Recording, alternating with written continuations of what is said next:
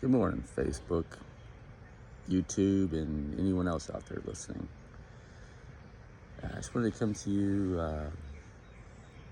in regards to some things that I've been thinking about. I guess kind of like a get things off of my chest podcast. I don't know. So yesterday while I was going into work, I was just pondering things like I always do. I'm always thinking, I have ADHD, I have a touch of autism, so, my mind's always going, thinking, trying to think of ways to make things better or whatever.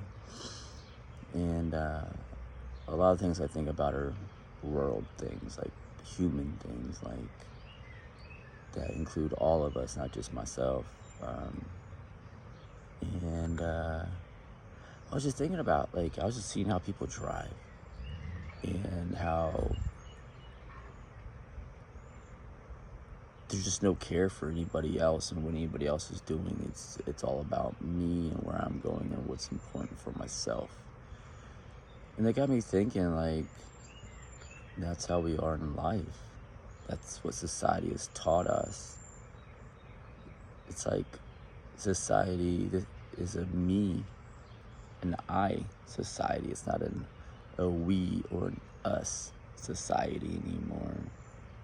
I don't think people really look at other people for who they are. They just look at them as a person, as a being. What can I get from them? What can I earn? What can I learn? What can I take? They don't give. No one gives anymore. The people who used to give don't give because they were just taken from their whole life.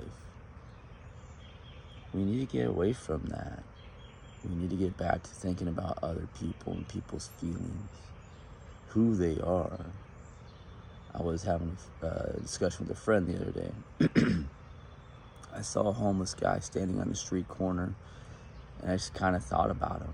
Who is he?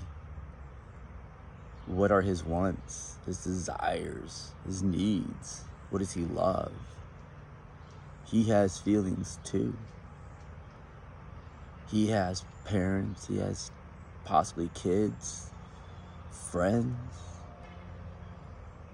He's no different than I am. He just made different decisions. I could be that guy. You could be that guy. Any of us could be that guy. Just takes a couple bad decisions and you're there. And then once you're there, that depression can cause you to make a bunch of different decisions. And now you're there on a street corner for 20 years. And you're a normal guy before. But yet we'll make fun of that guy without even knowing his story. I see kids do this all the time, make fun of people for the way they dress or the way they look,